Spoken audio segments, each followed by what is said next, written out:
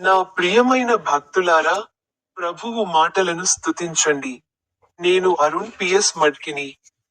మీ అందరికీ హృదయపూర్వక శుభాకాంక్షలు.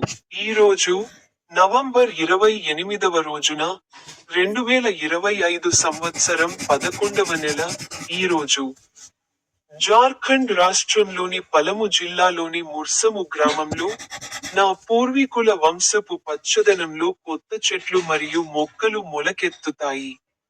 ఇప్పుడు టోర్పాలోని రెడ్ చర్చిలో పూజారులు నన్ను అడిగారు, చెట్టు వంశం వేరే రూపాన్ని తీసుకుంటే మీరు ఎలాంటి జలపాతాలను కనుగొంటారు? అతను తన బైబిల్ వచనాలలో ఒకదానిపై మాట్లాడాడు. సెయింట్ లూకా అధ్యాయం 6, వచనం 30.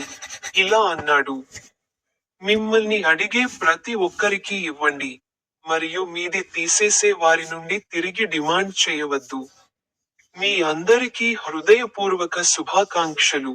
నా యూట్యూబ్ ఛానల్లోని స్టిక్ బటన్ పై క్లిక్ చేయడం మర్చిపోవద్దు.